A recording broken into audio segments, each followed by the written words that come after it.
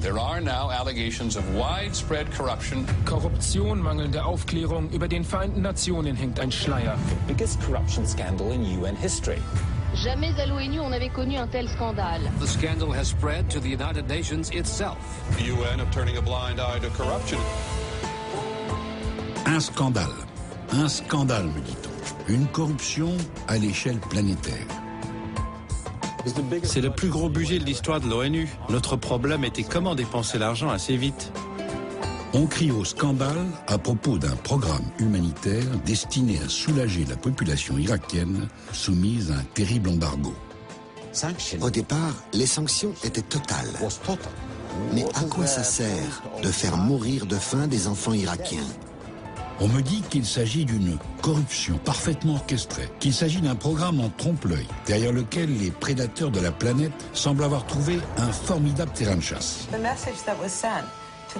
Le message qui était envoyé à ce réseau mondial d'hommes d'affaires et de diplomates était « La corruption, c'est pas grave, on fermera les yeux. Les pots de vin, c'est rien du tout, ça dérange personne à l'ONU. » Et pourtant, quand j'évoque le programme Pétrole contre nourriture, personne autour de moi ne semble s'en souvenir.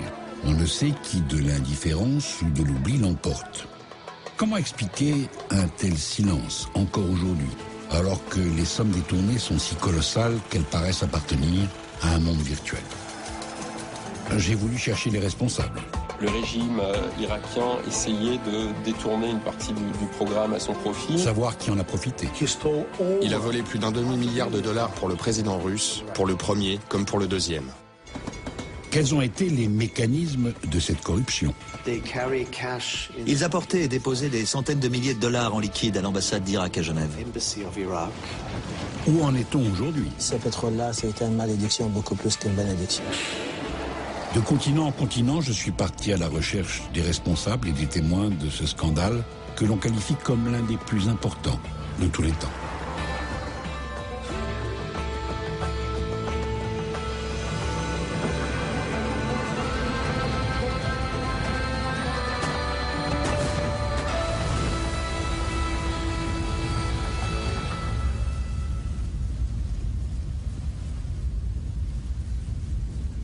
Les accusations d'un journal irakien, Saddam Hussein, aurait récompensé ses soutiens étrangers en distribuant des milliers de barils de pétrole. Une liste de 267 personnes aurait été retrouvée. Ces personnes ont été payées par des commissions prélevées sur des millions de barils de pétrole pendant l'embargo. Cette histoire commence donc par cette liste. Une liste de personnalités et d'entreprises ayant touché des pots de vin provenant du programme humanitaire Pétrole contre nourriture, une liste publiée en janvier 2004 par un quotidien irakien de surcroît, une série de noms sur des papiers mystérieusement gardés dans les caves du ministère du pétrole à Bagdad, miraculeusement épargnés par les bombes américaines. Bizarre. Je vous assure, cher cousin, que vous avez dit bizarre, bizarre. Moi, j'ai dit bizarre. Comme c'est bizarre. Aujourd'hui, plus de 4 ans après la publication de la liste, la première question que je me pose est celle de l'authenticité du document. Je remarque qu'à l'époque, beaucoup l'avaient contesté. Or, à Amman, je retrouve l'un des journalistes qui travaillait pour le quotidien irakien Al-Mada au moment de la publication. Haider Saed. أنا كمحرر كنت في المدى في لحظة نشر الوثائق وربما اشتغلت على تحرير جزء منها ولا حتى فخري كريم بحسب ما صور كان عندنا تصور بأنه هذه الوثائق راح تسوي كل هذا. هي الوثائق كاملة يعني وثائق من وزارة النفط واللي صار أنه بالتحرير أنه جرى نشر هذه الأسماء الواردة بالوثائق. بس يعني لازم نوضح يعني أنا شخصيا لازم تتوضح أعتقد بعض الأشياء. أولا أنه في ذيك الفترة في العراق يعني الأشهر الخمسة أو الستة الأولى أو حتى السنة بعد سقوط نظام صدام حسين كان هناك أشبه بكشف عن وثائق العهد السابق. يعني كان هناك حتى سوق لتداول الوثائق، وثائق المخابرات، وثائق الوزارات، وثائق ديوان الرئاسة، كل وثائق الدولة العراقية. Donc cette liste est bien authentique et met en cause 270 personnes et entreprises qui ont bénéficié des largesses du régime irakien. Largesses résultant du programme humanitaire mis en place par l'ONU en 1996, Pétrole contre nourriture, Oil for Food, programme qui permettait à l'Irak de vendre du pétrole et d'utiliser la recette de cette vente pour acheter des biens de première nécessité.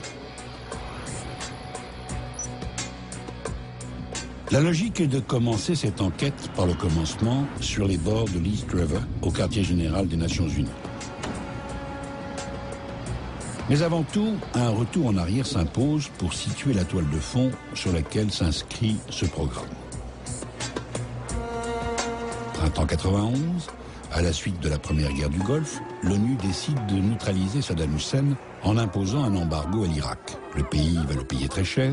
En l'espace de quelques mois, la situation humanitaire devient catastrophique, les infrastructures dans les transports et l'énergie sont dévastées, l'inflation est vertigineuse.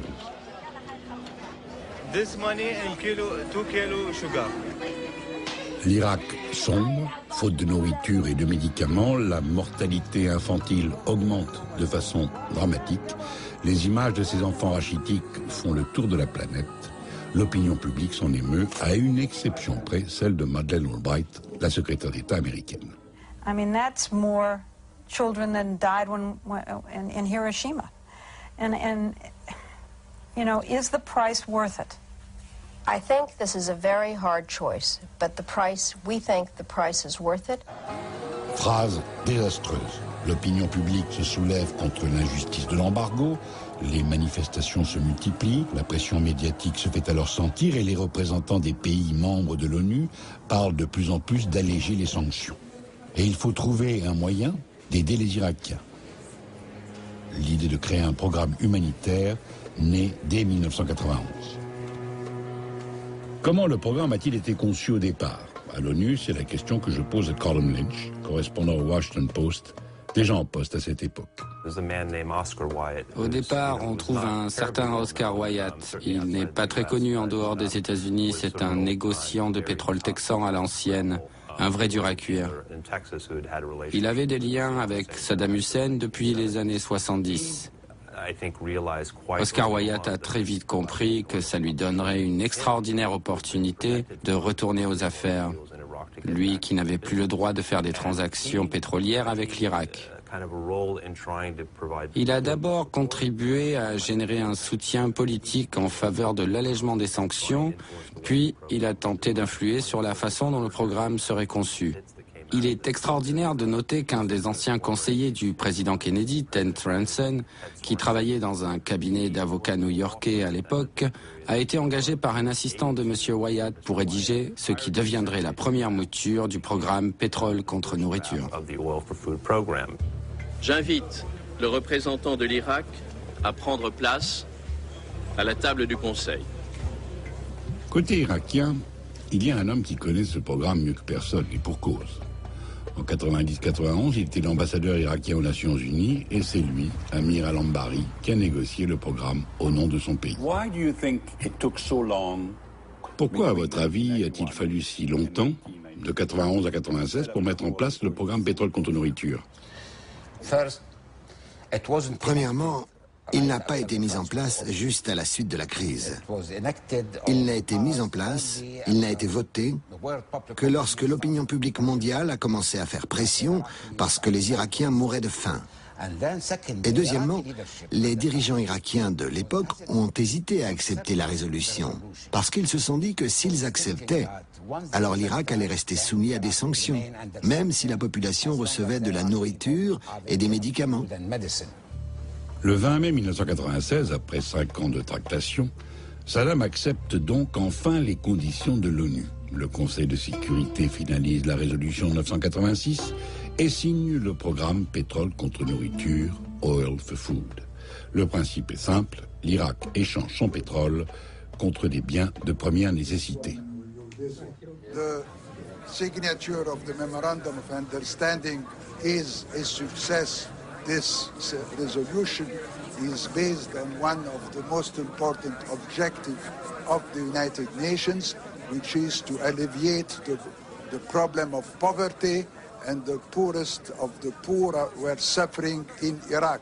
So it is a humanitarian resolution. And it's a great day for the United States because we were the authors of Resolution 986, we have made sure that the people of Iraq are assured of the proper provisions, but at the same time, the very tight sanctions regime that has been imposed upon Iraq remains in place. Une grande victoire américaine, c'est le moins qu'on puisse dire. Pétrole contre nourriture est par conséquent un programme humanitaire, conçu par le big business américain, financé par les Irakiens, entériné par le Conseil de sécurité de l'ONU. Alors comment fonctionne Pétrole contre nourriture précisément? Sous le contrôle de l'ONU, les Irakiens vendent leur pétrole. Mais les compagnies pétrolières ne les payent pas directement. Elles versent l'argent sur un compte ouvert par l'ONU à la BNP Paribas. Un compte bloqué et géré par l'ONU. Cet argent peut être utilisé par l'Irak uniquement pour acheter de la nourriture et des médicaments. Tous les contrats de vente de pétrole ou d'achat de nourriture doivent être approuvés par le Conseil de sécurité. L'ampleur du programme oblige l'ONU à créer une administration spéciale pour le gérer, l'OIP, The Office of Iraqi Program, le bureau responsable du programme humanitaire en Irak. À sa tête est nommé un des secrétaires adjoints de l'organisation, Benon Sevan, chypriote. Il connaît bien l'Irak et particulièrement Tarek Aziz et Saddam Hussein. L'OIP devient très vite un État dans l'État. Et en guise de chef de cabinet, Benon Sevan engage un jeune homme de 24 ans à l'époque, Michael Soussan. Il a été au cœur du programme dès sa mise en place. C'est le plus gros budget de l'histoire de l'ONU pour une opération humanitaire. Notre problème était comment dépenser l'argent assez vite, alors que d'habitude, les programmes humanitaires sont plutôt à court de fonds. Les chiffres dans lesquels on parlait, de milliards de dollars par phase de vente de pétrole, ce qu'il y avait dans les comptes gérés par BNP Paribas au nom de l'ONU, était 10 fois plus, si ce n'est plus, que le budget lui-même de l'organisation, qui est un budget de 2 milliards de dollars. Pétrole contre nourriture était au départ un programme prévu à courte échéance. 3 phases de 6 mois renouvelables, il y en aura 13, soit presque 7 ans. La vente de pétrole va générer sur cette période 64 milliards de dollars. L'OIP, qui gère le programme, est organisé en 2 pôles. Le premier supervise les ventes de pétrole. Le second passe au crible les contrats des biens de première nécessité. Darko Vucibob, serbe, est l'un des superviseurs du pôle contrat. Le programme s'est poursuivi pendant 13 phases et n'a cessé de croître en taille et en complexité. Des secteurs étaient sans cesse ajoutés et des secteurs de plus en plus complexes. Électricité, assainissement de l'eau, enseignement supérieur. L'OIP voyait passer des contrats de dizaines de millions de dollars pour des centrales électriques. Je comprends que le programme a très vite pris des proportions auxquelles personne ne s'attendait, entraînant une bureaucratie de plus en plus lourde à New York.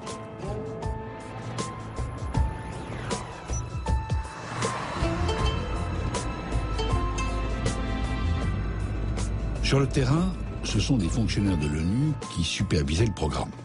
Avec à leur tête Hans von Sponeck, un diplomate allemand qui a fait toute sa carrière au sein de l'organisation et dont les états de service en Afrique comme en Asie sont irréprochables. Je vais à sa rencontre au sud-ouest de l'Allemagne où il s'est retiré. J'ai discuté avec tous mes collègues de l'ONU et tous, ils disaient la même chose. Nous étions face à une énorme tâche humanitaire avec un soutien et un financement complètement inadaptés et avec une affreuse bureaucratisation des termes selon lesquels l'approvisionnement soi-disant humanitaire pouvait entrer en Irak. Je dis soi-disant, car même si j'étais officiellement coordinateur humanitaire des Nations Unies, je dirigeais un programme dans lequel il n'y avait pas un seul dollar de soutien international. Tout était financé par les Irakiens eux-mêmes, via le pétrole qu'on les autorisait à vendre. Alors, qu'est-ce qu'il y avait d'humanitaire là-dedans? Première nuance d'importance, c'est l'Irak elle-même qui finance son propre programme humanitaire. C'est la première fois, depuis sa création, après la Deuxième Guerre mondiale, que l'ONU gère un programme d'aide dont elle n'est pas à l'origine du budget. Comment les Irakiens vivent le programme pétrole contre nourriture? Retour à Amman, en Jordanie, où réside aujourd'hui une forte colonie d'Irakiens, dont certains ont occupé des postes importants sous le régime de Saddam Hussein. Parmi eux, un personnage clé de cette histoire, Dia al-Baka. C'est lui qui, à l'époque, dirige la SOMO, la Compagnie nationale des pétroles irakiens. C'est dire la puissance qui a été la sienne. Il accepte de nous recevoir. Au début, le programme devait venir en aide au peuple irakien pendant 6 mois. Il devait être renouvelé tous les 6 mois. Et tous les 6 mois, on se disait, finissons la première phase. Je vous parle du point de vue des Irakiens et même des fonctionnaires. Tout le monde espérait que le programme ait un impact bénéfique, qu'il allège le lourd fardeau que les sanctions avaient imposé de 1990 à 1996. Donc, il a été bien accueilli. Autre témoin, le docteur Jawad, aujourd'hui représentant de Transparency International, organisation qui lutte contre la corruption dans le monde. طبعا هو مو أكل وإنما مواد أولية للأكل، رز، سكر، دهن، كانت توصل فعلا مثل ما هي، ولكن هي طبعا هي مو توصل، احنا نروح للوكيل ناخذ من عنده، لكن هنا بعض الوكلاء هم كانوا هم فاسدين، يعني مو كان الكيلو يعطي أقل من الكيلو، أو يبدل الشاي الرديء بالشاي الحسن أو الزيت أو الدهن للطبخ الجيد بالسيء، وهكذا بقية المواد. يعني كان الفساد مرتين، مرة من قبل الحكومة ومرة ثانية من قبل الوكلاء. Troisième personne que je rencontre, le docteur Mona. Elle travaillait à l'époque dans un dispensaire à Bagdad. Avec l'arrivée de pétrole contre nourriture, est-ce que vous sentez tout de suite une différence? Est-ce que les médicaments qui arrivent vite? Est-ce qu'ils sont bons؟ قامت توصل أدوية أحسن شوية، تحسن الوضع، بس شنو الشركات مو الشركات العالمية المعروفة، قسم قامت توصل يعني ما معروفة المصدر، لا مو الشركات اللي احنا متعلمين عليها مثلا عالمية معروفة، فتجي قسم فال، فإذا نريد دواء زين كان إذا نكتب للطبيب كان توصل الأدوية بسوق السوداء. وحتى الزينة هم كان تختفي لأن اشتغلت السوق السوداء كان تجي كميات محددة، صيدلية تبيع الصيدلية كانت، قسم تتهرب، قسم هاي تختفي فتنباع بأسعار. Détournement de médicaments, distribution de produits avariés, l'appât du gain paraît vite être au cœur du système. Mais je crois comprendre que ces petits profits ne suffisent pas au régime et qu'il faut faire entrer plus d'argent dans les caisses. Je retourne voir Dia al-Baka. Qu'avez-vous fait pour augmenter les revenus du régime de Saddam? Pendant la phase 8, des ordres ont été donnés disant qu'il fallait assouplir le prix du pétrole brut pour que les acheteurs aient un avantage et qu'on récupère ensuite une partie de cet avantage payable en liquide sur certains comptes ouverts dans divers endroits du monde. Le prix a été baissé d'environ $1,5. Une moitié allait à l'acheteur et l'autre était reversée à l'Irak. Certaines compagnies, mais pas toutes, ont donc payé ce qu'on appelait une surtaxe. Cette surtaxe était en fait un remboursement versé à l'Irak. Donc, d'après Dia, le système des pots de vin s'est très vite généralisé. Mais tout ce micmac, comment ça marche? L'Irak baisse de 50 cents le prix du baril fixé par les contrôleurs de l'ONU, déjà inférieur au cours du marché. Les compagnies pétrolières augmentent leurs bénéfices de 25 cents par baril et acceptent en échange de verser les 25 autres à l'État irakien. Des valises contenant des millions de dollars transitent par les ambassades irakiennes du monde entier. Parmi les entreprises françaises qui avaient l'agrément de l'ONU pour acheter du pétrole irakien, la société de courtage Carbonafta. Avec à sa tête à l'époque l'un des hommes qui connaît le mieux les affaires pétrolières au Proche-Orient, Xavier Ouzel. Comment a-t-il réagi, lui, face au principe de surtaxe imposé par le régime? Quand tout ça a commencé, les gens sérieux se sont retirés sur la pointe des pieds. Donc, on a vu des quantités d'aventuriers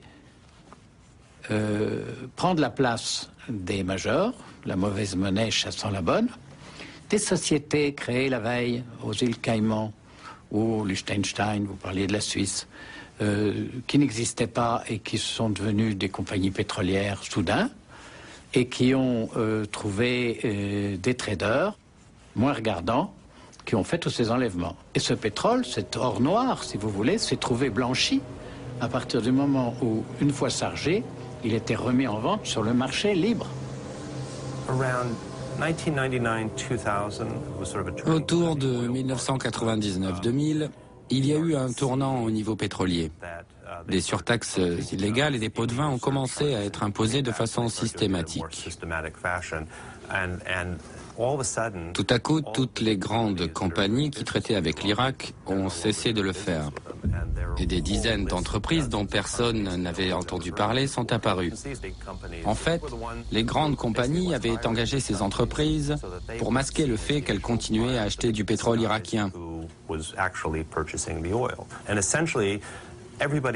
Tout le monde à l'ONU savait que ces entreprises n'étaient que des sociétés écrans, mais il n'y avait aucune volonté réelle au sein du Conseil de sécurité de faire changer les choses.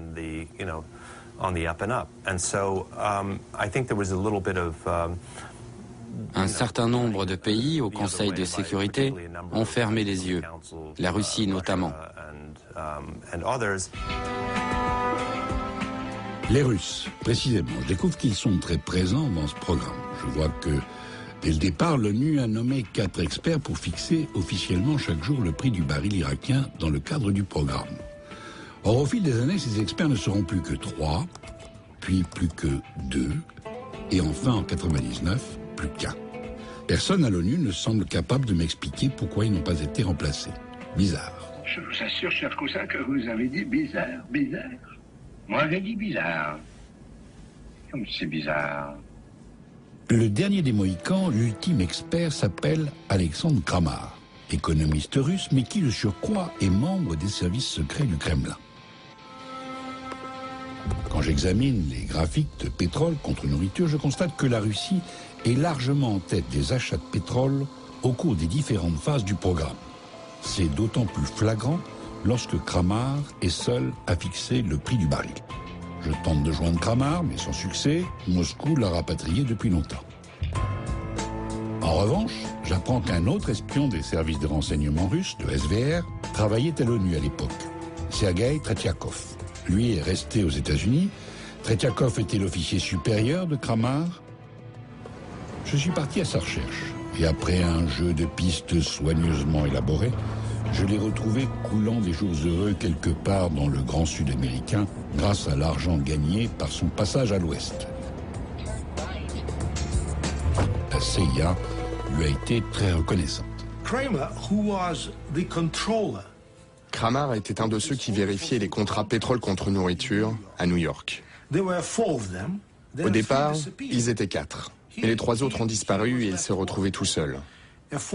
Il était comme un renard dans un poulailler. Il faisait baisser les prix des contrats.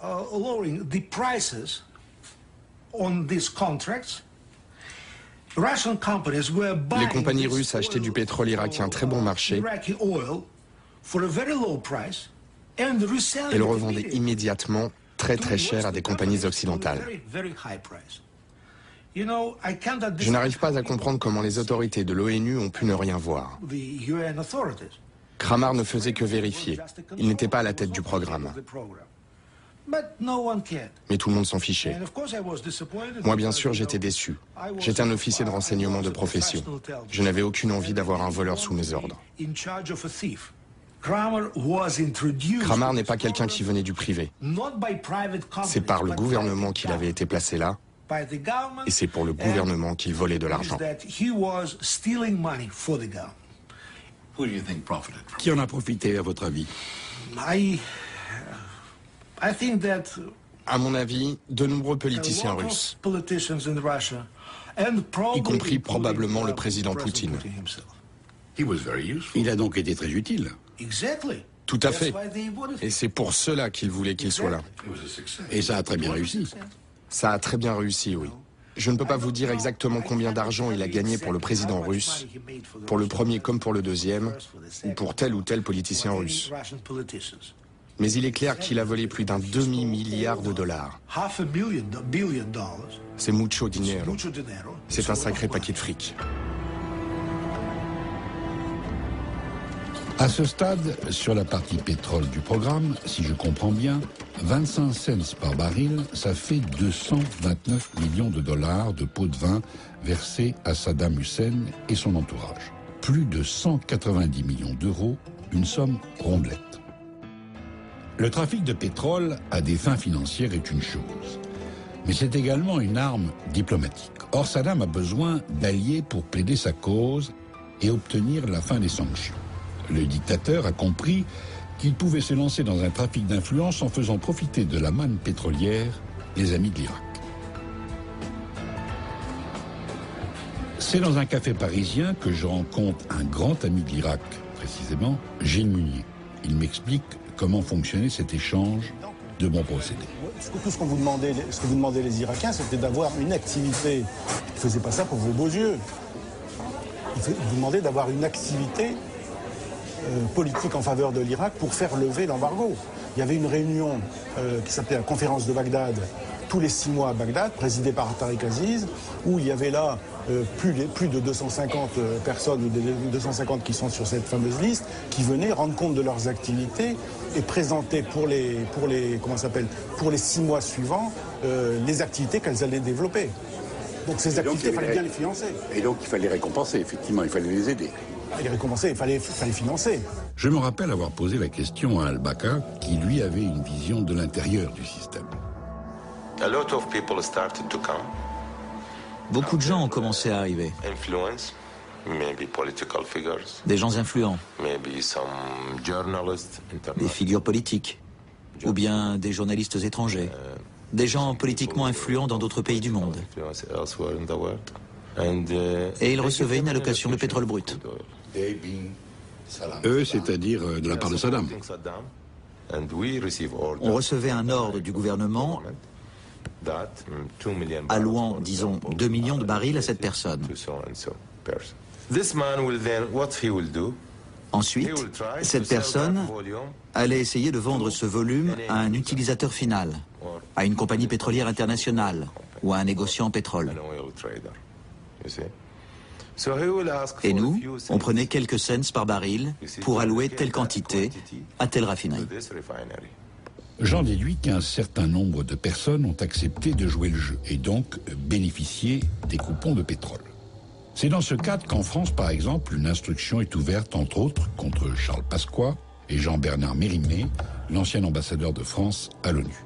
Tous refusent de s'exprimer, sauf Gilles Munier. Son association figure sur la liste Al-Mada.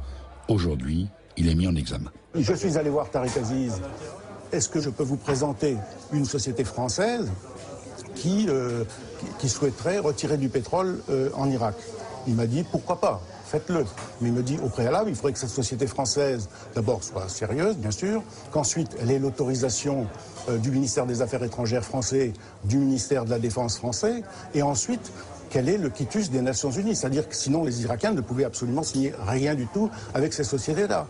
Donc cette société a effectué toutes ces démarches et passé par tous ces filtres-là avant d'arriver à Bagdad, où là, elle a signé un premier contrat avec la SOMO. Mais il n'y a jamais eu de document signé entre moi et eux, ni entre moi et les Irakiens. Mais à titre personnel, vous avez perçu quelque chose? À titre personnel, j'ai rien perçu. Mon association a perçu, bien sûr, quelque chose, parce que l'objectif, c'était l'association. Et là, l'association reçoit? L'association reçoit pas des Irakiens. Elle reçoit de la compagnie pétrolière. La compagnie pétrolière sur ses bénéfices. D'un côté, il y a Radio Petroleum. Oui, Radio Petroleum, qui est une société française, oui, bien sûr. Enfin, un trader, quoi. Hein. Ouais. De l'autre, il y a la SOMO. De l'autre, il y a la SOMO, absolument, oui. Et il y a vous entre les deux. Et il y a moi entre les deux. Enfin, il y a moi entre les deux au départ, au niveau de l'introduction du départ, c'est-à-dire en 1998, par exemple. Hein, bon. Puis ensuite, ça a suivi son cours. Je n'allais pas à Bagdad pour voir ce qui se passait. J'avais autre chose, d'autres chats à fouetter. Puis le responsable de l'entreprise faisait son travail. Et alors, vous parliez tout à l'heure de marché parallèle. Totalement, le contrebande de pétrole. La contrebande de pétrole, qui a rapporté d'ailleurs beaucoup plus que pétrole contre nourriture. Je sais même pas beaucoup plus. C'est pire que tout. Alors, mais pourquoi vous dites pire que tout? Pire que tout, parce que dans pétrole contre nourriture, c'était des cents. Là, c'était des dollars. Il y avait à se partager, par exemple, à se partager 13, 15 dollars par baril. Vous vous rendez compte? 15 dollars par baril, lorsque vous avez des tankers entiers.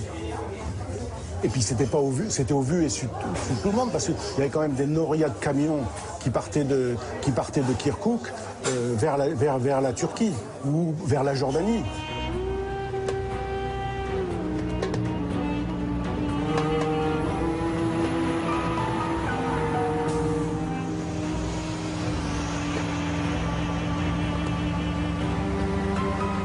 Eh oui, dès la fin de la première guerre du Golfe en 91, le régime de Saddam organise une contrebande d'État de son pétrole, en direction de la Turquie, de la Syrie, des Émirats et surtout de la Jordanie.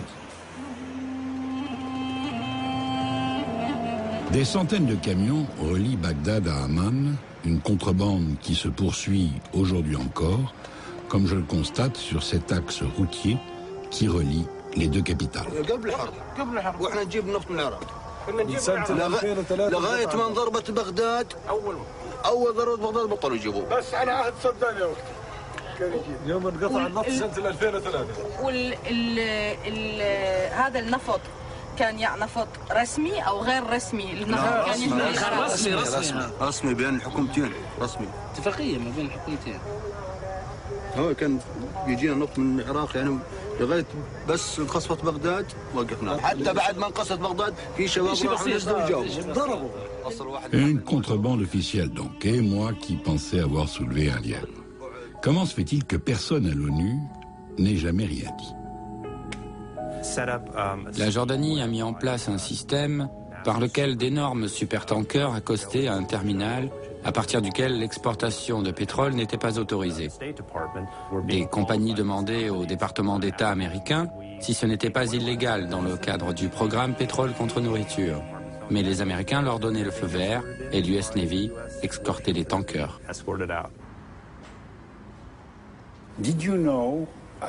Saviez-vous à cette époque que Saddam Hussein et d'autres avaient organisé une fraude via la Jordanie ou la Turquie?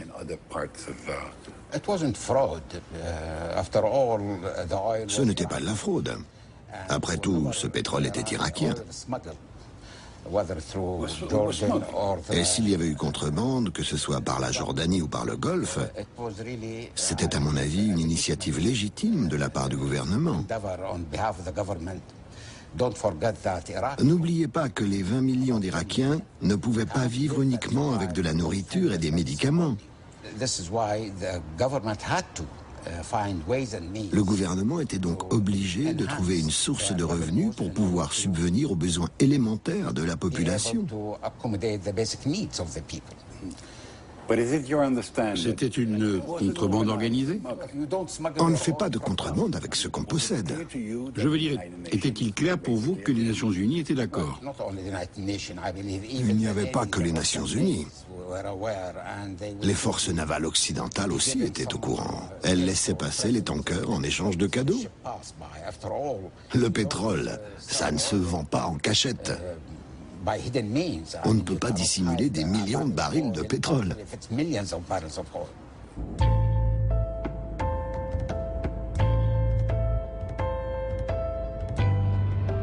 millions de barils de pétrole? Mais alors le volume de la contrebande était considérable.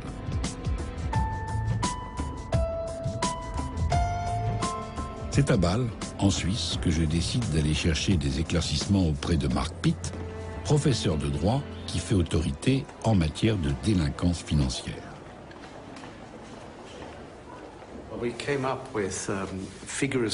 On est arrivé à la conclusion que les chiffres de la contrebande de pétrole pendant ces 13 années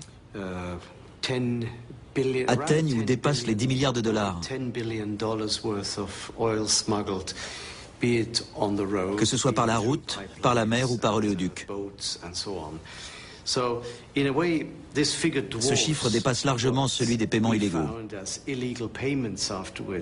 Donc, en plus des 229 millions de paiements illégaux, viennent s'ajouter 10 milliards de contrebande, rien que ça. Revenons à pétrole contre nourriture. Pendant toute la durée du programme, 64 milliards de dollars résultant de la vente de pétrole irakien sont venus s'entasser sur un compte ouvert par l'ONU à la BNP Paribas. Or, cette banque ne figure pas dans la liste des établissements financiers proposés par l'ONU au moment de la négociation du programme. Comment la BNP Paribas a-t-elle été finalement choisie? J'appelle à droite à gauche, c'est l'amnésie ou le silence. Aux Nations Unies, personne ne semble s'en souvenir. Les dirigeants de l'époque sont en prison ou ont été exécutés. Et je ne surprends personne en précisant que la BNP ne souhaite pas s'exprimer. Je passe maintenant au deuxième volet du programme. Sur les 64 milliards générés par les ventes de pétrole, 34 milliards ont servi pour les achats de marchandises. Comment s'effectuaient les transactions? Christer Elferson était le numéro 2 de l'OIP, l'adjoint de Benan Sevan. C'est à lui que je pose la question. Il faut savoir qu'à chaque fois que Saddam Hussein ou son gouvernement voulait acheter quelque chose, le contrat passait d'abord par le gouvernement du pays où était située l'entreprise, puis par le comité 661 composé des 15 pays qui siégeaient au Conseil de sécurité. Chacun de ces 15 pays pouvait examiner les contrats. Le Royaume-Uni et les États-Unis en particulier y passaient énormément de temps. Certains ont été bloqués définitivement et d'autres longuement retardés. Mais pourquoi au sein du Conseil de sécurité, les États-Unis et la Grande-Bretagne étaient-ils si pointilleux sur la validation des contrats? Je me souviens que c'est pour forcer Saddam Hussein à arrêter son programme de développement d'armes de destruction massive que l'embargo a été mis en place. Avec, pendant 7 ans, des inspecteurs sillonnant le pays à la recherche de fabriques d'armes chimiques sous la pression anglo-américaine.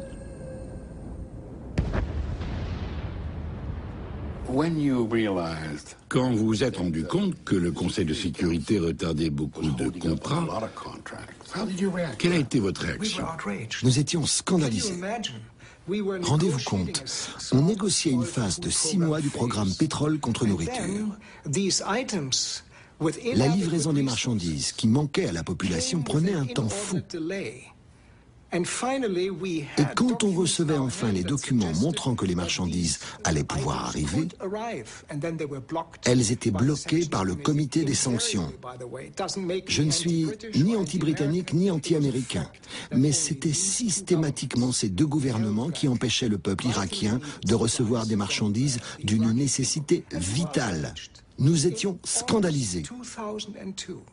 En août 2002, cela impliquait plus de 5 milliards de dollars de médicaments et de marchandises humanitaires indispensables qui faisaient cruellement défaut.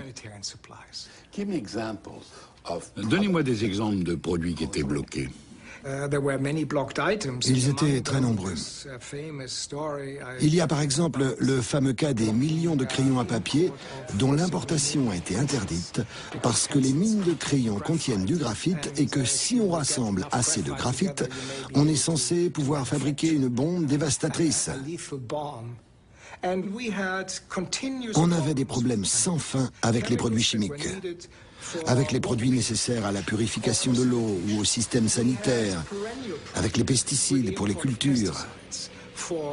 Tout cela était vu comme des substances dangereuses dont l'utilisation pouvait être détournée.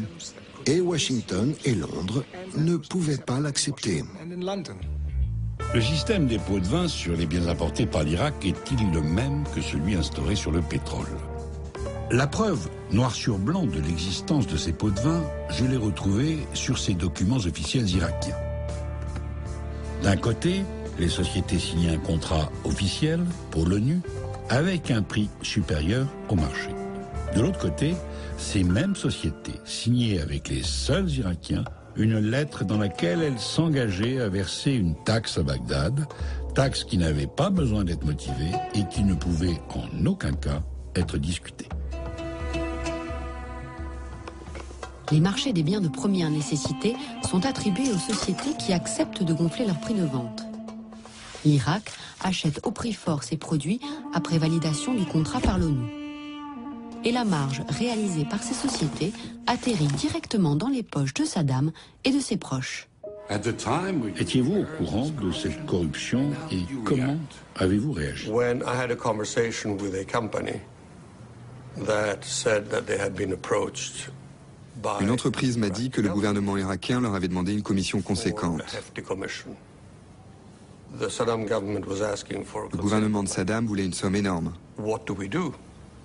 L'entreprise ne savait pas quoi faire. I said that I would check. Je leur ai dit que j'en parlerai à Benon Sevan, But I said my gut feeling is mais que ma that conviction you should intime report this to the government. était qu'ils devaient le signaler à leur propre gouvernement, au ministère des Affaires We have étrangères. several such cases. Au cours des semaines qui ont suivi, cela s'est produit plusieurs fois. Des Autrichiens, entre autres, ne voulaient plus mener les transactions jusqu'à leur terme, et ce, pour les mêmes raisons. And there I found Pourtant, je trouvais Benon étonnamment réticent à aller voir le Conseil de sécurité. go to the council. Effectivement, je retrouve une note très ambiguë de Benon Sevan datant de mars 2001, où il stipule qu'il n'a pas de preuves tangibles de corruption et qu'il ne peut ni confirmer ni infirmer la véracité des rapports sur le sujet. Bizarre. Moi, j'ai dit bizarre. Comme c'est bizarre. Je me souviens d'une question posée à Darko Mosibob, chargé de surveiller les contrats. When did you start? Quand vous êtes-vous rendu compte qu'il y avait des pots de vin? Je ne peux pas vous donner la date exacte, mais ça doit être pendant la phase 8 ou 9, donc en 2000, que j'ai entendu parler de cette possibilité pour la première fois. C'est-à-dire de la possibilité des pots de vin? Oui. Quelle fut votre réaction? Ce qui m'a surpris, c'est l'ampleur de la chose. De penser que depuis la phase 8, et on était alors en phase 13, quasiment chaque contrat comportait des pots de vin. Cela voulait dire des milliers de contrats. Et beaucoup de gens qui avaient dû donner leur accord à ce que l'Irak demandait. La grande surprise pour moi, c'était l'ampleur des pots de vin. Mais au cours de toutes ces phases de programme, un des contrats a-t-il été bloqué pour des questions de surtaxe sur les marchandises achetées? Dans mon domaine, celui des contrats soumis à un examen plus spécifique, je n'ai pas souvenir d'un seul contrat suspendu pour cause de surtaxe. Je récapitule. Sur le temps qu'a duré le programme, le régime de Saddam Hussein a détourné sur le pétrole qu'il vend 229 millions de dollars et empoché 1,5 milliard en commissions ou surtaxes sur les produits achetés. Chapeau.